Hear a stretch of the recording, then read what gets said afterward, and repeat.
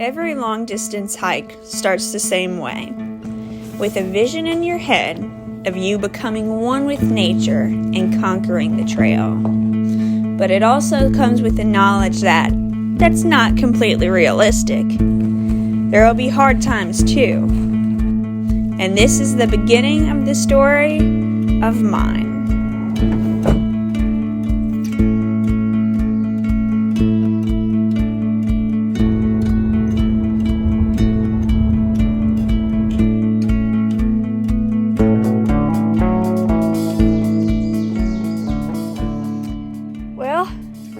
This is it. All this anticipation for months has led to this moment, the beginning of an adventure. Let's go.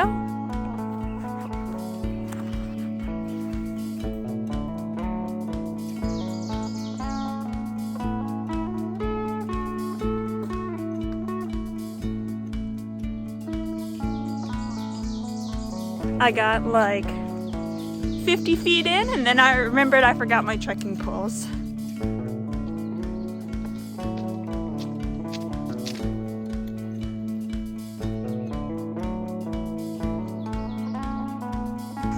I made it to this road, whatever it is. It's been about a half an hour.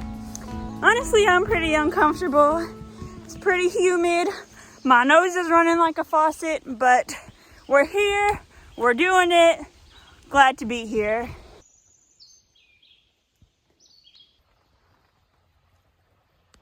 Look at all these skinny trees. And then we have this tree.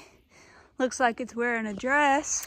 45 minutes in and I made it to this place. Probably Martin Road Trailhead, which is 2 miles in, or 1.9 I believe. So far doing good. Very sweaty, but my pack is so much lighter than when I did the Red River Gorge recently or back in 2019, my Tahoe Rim Trail hike.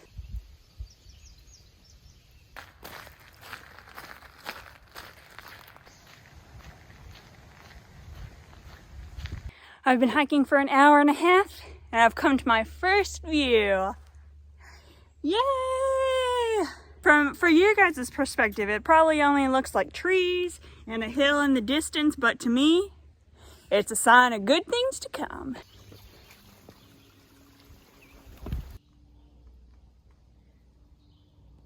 I'm curious what that over there is. Sort of pinkish or red, maybe rock or dirt. So I took my first spur trail to an overlook. This is the overlook. I was thinking I have to eat lunch and look at the map at some point. Might as well be now. I was hoping there would be a rock to sit on or something, but the trail just kind of ends. That's okay though. Still a nice view. There's a log to sit on. Lots of bugs though. Jeez Louise. If I can manage to not slide down this hill while filming this, I wanted to show you all this. Must be what I saw before in the distance. This red clay-like soil we have here. Here we are, Jay Cook State Park. Woo!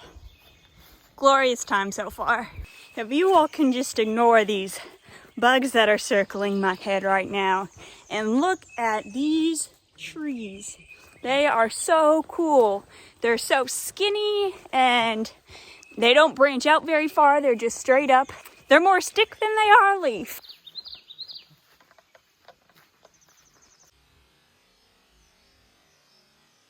It's been so flat that I put my trekking poles up, but now it looks like the hill on the first part of the roller coaster. If you're wondering, I did that hill sans trekking pole. I shouldn't have though, it took a lot out of me. You hear that? You can only see the tiniest bit of Whitewater Rapid over there, but sounds like we're coming to a river. I've been hearing the river on and off, and now I think we're about to see our first glimpse of it. At first I was just like, oh, it's just some rocks, but look at those rock formations. You can see the way the movement of the water has affected them over time.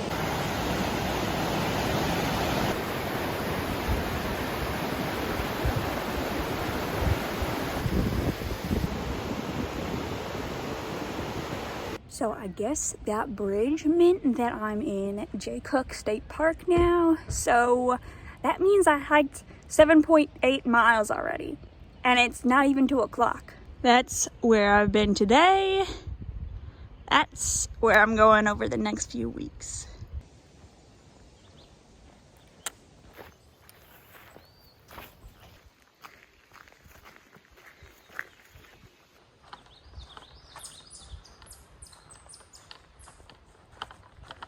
I hope you enjoyed that last shot, because while I was filming it, I was looking up and not down, and I stepped in a horse turd. Look what I found. You see it? May something extra lucky happen to you today for watching this video. Sorry, I'm so shaky. I just had a pretty scary moment on trail. I was walking and I saw a snake across the path. It was, sorry, mosquito. I saw a snake across the path. It was black with yellow stripes along its body, running the whole length of its body. So I really don't think it was venomous. It was pretty skinny too. But it scared me, it made me gasp, and then when I was trying not to step on it, I put my trekking pole down and I thought for a second I was going to stab it. So thankfully everything was okay, just whew, heart sleeping out of my chest. Sorry I scared you, little buddy.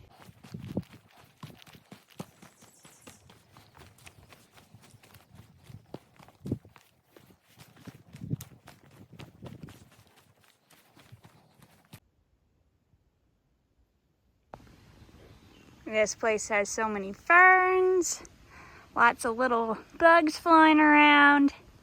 It reminds me of when the dinosaurs were alive. Isn't it weird how back in the dinosaur times, the world was all like one way, and now it's like thousands of different ways?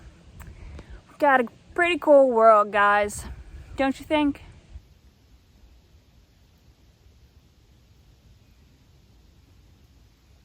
In this mileage chart, I started at Wild Valley Road and will add 1.9, and I'm at the Grand Portage Trail, so 1.9 plus 12.5 is 14.4.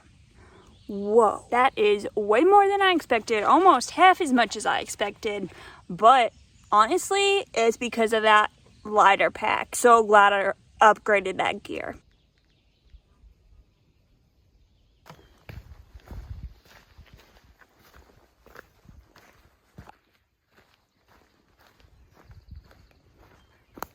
When I saw this, I literally said, "Aww," out loud.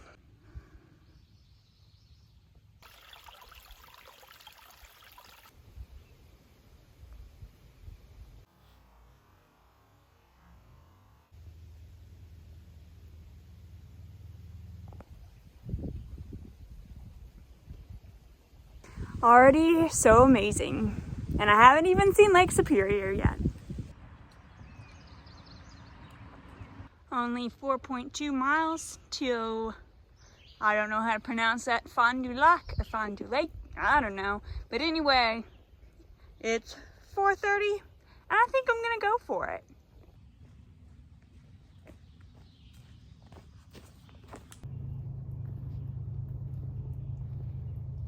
Oh, the shadows are looking so long. You can tell it's the end of the day.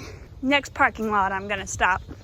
Okay, I'm really in a hurry trying to get somewhere before the sun goes down, but can we just talk about this bridge for a sec? Oh, I'll film it just in case it decides to fall over. You guys will know what happened to me. Jeez Louise.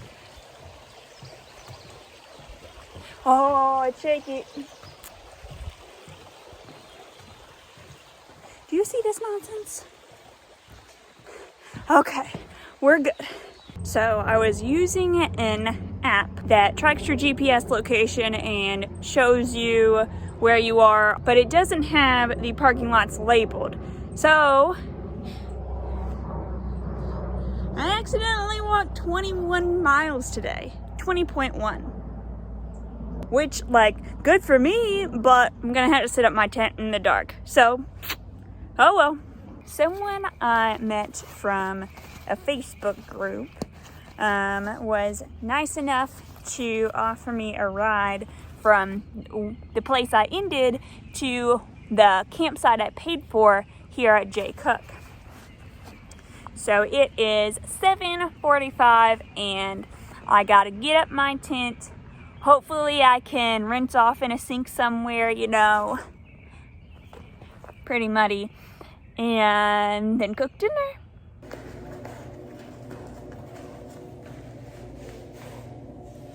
Because this campsite has a shower, I want to get a little clean, but I don't have soap or towel, anything you would find at a hotel. So I'm just gonna rinse off and use my pant legs as a towel. There's a lot of times when you don't have the right stuff, and all we do is improvise. All you can do is improvise. That wasn't perfect. I'm not 100% clean, but I'm no longer muddy or salty from the sweat. I actually ended up using my buff, my pant leg, and even a little bit of my shorts to get myself dried off, but worth it. Now I get to spend 20 minutes, I think, with some daylight. Another fun challenge has been I forgot a tent stake. I lost it somehow. So what do we do when we don't have the right stuff? Class, we improvise.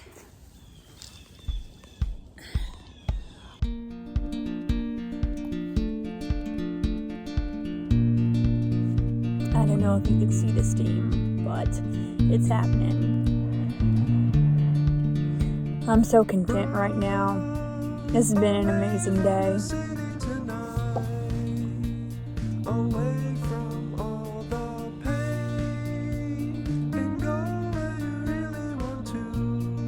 Back for another exciting day on the SHT. I definitely tell a lot of differences between my first and second day.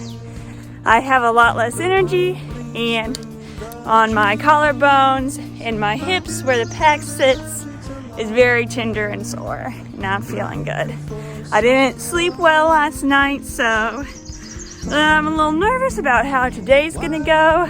I'm going for 16 miles, but we'll see. We're starting off our day at Ely's Peak. Gonna be a bit of a climb. Well, this is it. This is the top.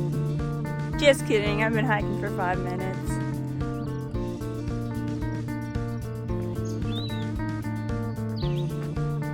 Day 2, 4-leaf clover number 2.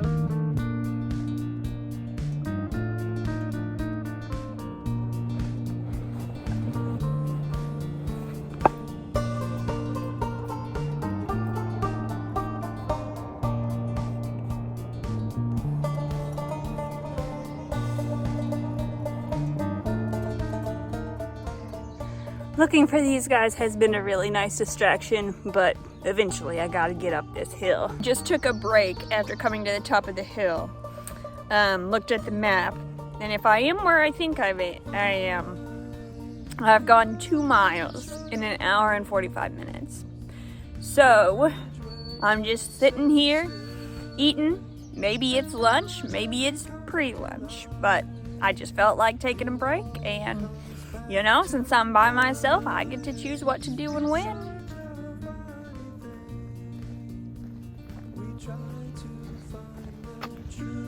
There we go, that's our first shot of Duluth.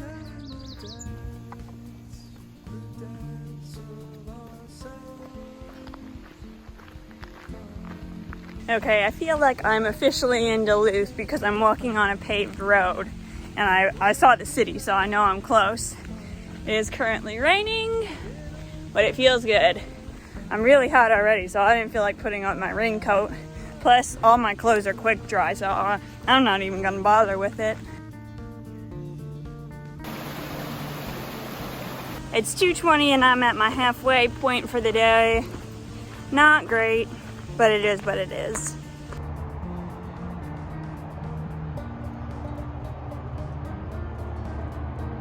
I am almost sure I'm not going to be able to hike the 16 miles I had planned today. I'm really tired, I'm sore, it's been uphill all day, and I just don't have it in me. So what I might do is skip part of Duluth, just don't hike it, and I'm trying to decide, personally for me, would I feel like I cheated, or like I skipped something, I didn't do the whole experience as it was planned, but at the same time it might kind of be worth it, you know. I'm the one that's making the rules. I get to decide what this experience is going to be for me. I don't know yet. I'm going to keep walking, trudging along, see how far I can get, but I am beat, and I think trying to push myself to reach 16 miles by 5 today just isn't gonna happen. I'm done for the day. I'm about to take a lift to a house of some friends of mine that live in Duluth that are letting me crash with them. I thought 16 miles would be an easy day, but I just barely did 14. So I'm pretty disappointed in myself, but at the same time, like, there's a lot worse situations to be in, and all you can ask of yourself is just to show up and put one foot in front of the other. Oh, P.S. I saw 3 more 4-leaf clovers today. I'm not saying I'm magical, but I'm also saying I'm also not saying I'm not magical. This is probably the cleanest you're ever gonna see me in this video. I just spent the past night chilling at my friend's house, getting cleaned up, buying more food, and this morning it was I was just so tired. I really took it easy. Then I had some trouble there wasn't enough Lyft drivers to get here when I wanted. It's 11:30, and instead of hiking the 17 miles I planned for today, I am just going to hike 8 miles, and then when I'm done with the trail, when I come back to Duluth to get my van, I'm going to hike the section I skipped as a day hike. So in the end, I'll end up hiking the entire trail. I just don't want to do it with my pack on right now. After the Hartley Nature Center, there's this little cruise through this neighborhood. This is the part of the trail where I've had the hardest time finding my way. But that being said, I find it eventually. It is 2 o'clock and I am at Martin Road, which is the end of I don't know. I'm definitely out of Duluth now. Now it'll be 4.9 miles till my campsite. At this trailhead, I met another hiker, another female solo hiker, so that's always really encouraging. And she gave me a Coke. So, trail magic. Shout out to Mana Duakwe if you happen to see this. Thank you. And now I am just hoping to get to the campsite around 5, maybe. I don't know. But it's been a hard day. I'm still very tired. But I'm putting one foot in front of the other, and that's all I can ask. There's not a lot of shade. And I'm very tired and very sweaty, but if it was easy, it wouldn't be a through hike, so it is what it is.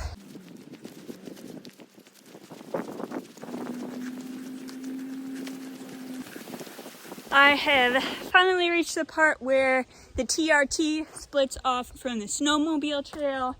It has been easy on the snowmobile trail, but it also hasn't been that exciting. Plus, this means that I'm about 2/3 of the way to the campsite tonight. So I was excited to find this stream to fill up my water in, but it's really yellow. I hope there's another water source around because I do not want to drink that. I've reached the first campsite! This was my destination for today, but it's 4:40. There's only a mile till the next one, so I think I'll just go ahead and go to the next campsite. Made it in 15 minutes. The SHT has designated campsites along it, which makes it easier because you don't have to like search for a campsite, and they all have pit toilets, a fire ring, and tent pads. And most of them have a water source. So let's explore this one. We got a nice fire ring. Oh, spur trail to water, perfect.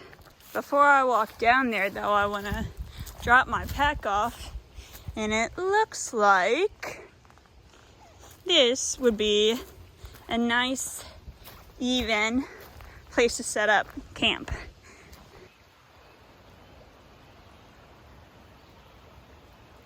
How peaceful is this? It's so deep, it's fast flowing, it's so much better than that creek I just passed. I can dump out my pea-colored water now. Well, this isn't really much better. I don't know if this is necessarily a good idea or not, but I'm gonna wade in just to try to wash off some of the sweat.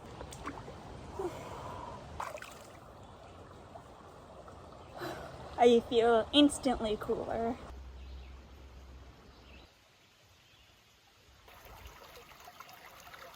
And for the last of our campsite exploration, latrine. It's definitely far back here, which is a good thing for privacy.